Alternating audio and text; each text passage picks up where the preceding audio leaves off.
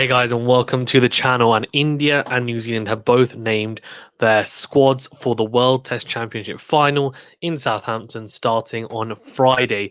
So I'll tell you what, there's some surprises. There were some hard decisions to make, as you'd expect. So this test match, the World Test Championship final, starting on the 18th of this month, so 18th of June. And I cannot wait, actually. I think it's going to be a really evenly matched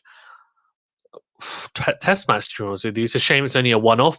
It's a shame that it might be affected by the rain. Apparently, according to the weather forecast, it looks pretty shocking, but let's see. Anyways, let's go over the squads, because let's go over India's first. So as you can see on the screen here, I'll quickly go through them, and then the notable omissions as well, maybe without were a surprise. Although, to be honest with you, I don't think there have been many surprises, to be honest with you, in terms of people being included.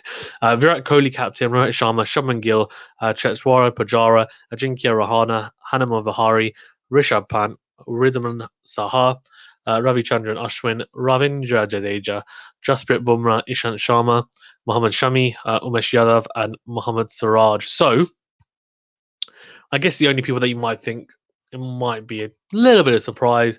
No, Washington Sundar, for example, he was obviously very vital in the away test matches in Australia.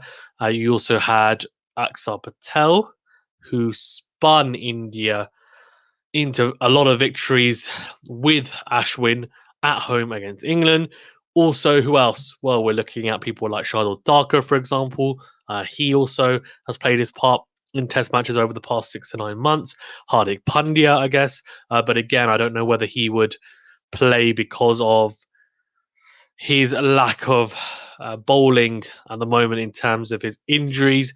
I know that he was picked in the white ball squad to face other countries. So India obviously have such a strong side, they're able to divide them. So no KL Rahul either as well. That's, I guess, another notable omission, and Prithvi Shaw as well in that white ball squad. So he isn't in this squad either.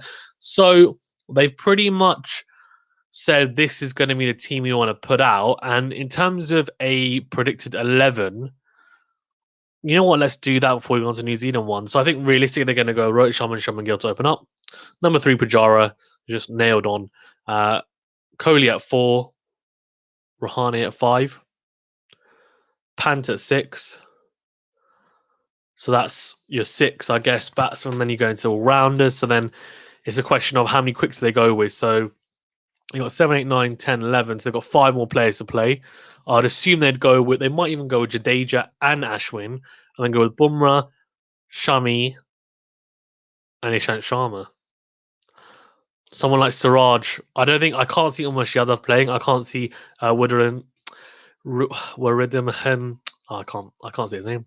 So I can't see Saha playing either, and I can't see Umesh Yadav playing. But I think the biggest selection issue they're going to have is Mohammad Siraj, Mohammad Shami, Ishant Sharma, and Jasprit Bumrah, because those 4 obviously have performed really well over the past 6 to 9 months. And Mohammad Shami has just come back from injury after breaking his arm in Australia, but since then Mohammad Siraj has done a really good job. And I think he's now in front of Umesh Yadav in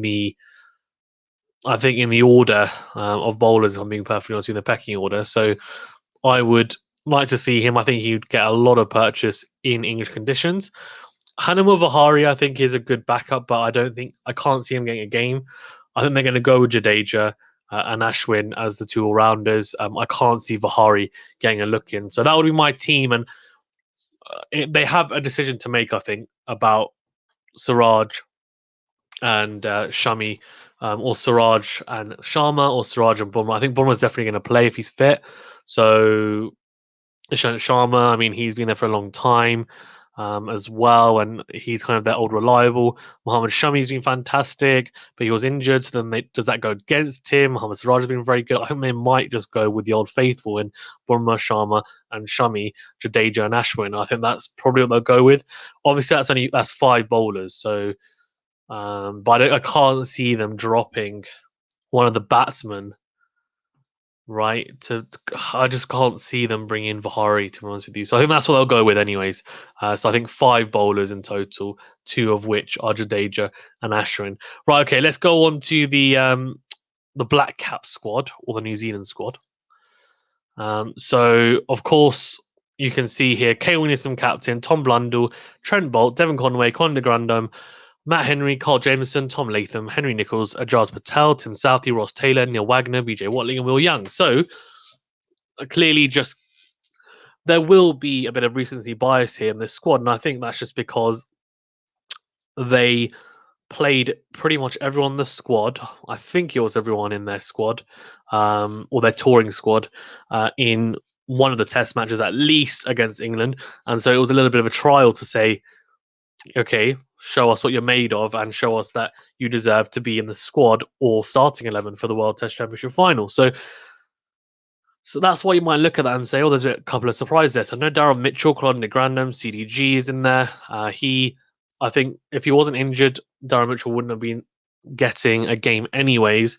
But he has performed very well, filling in. So he didn't have a particularly good test match though against England in the test match he did play. So that's probably why. And then the other big omission is, you guessed it, Mitch Santner. So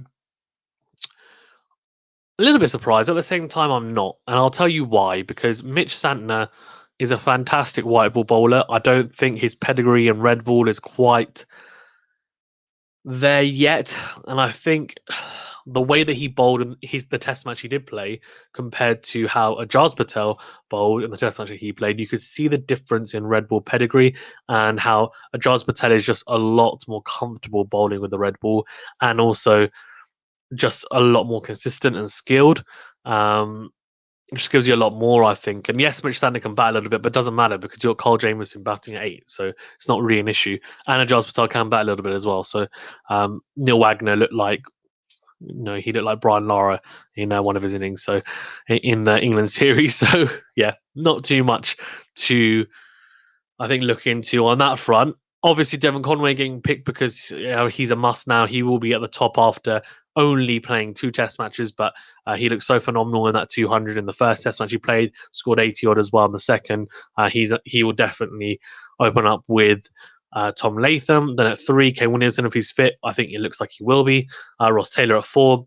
Good to see him get some runs. Will Young will feel a bit aggrieved not to get picked, but I don't think he will get picked unless they drop Henry Nicholls for Will Young.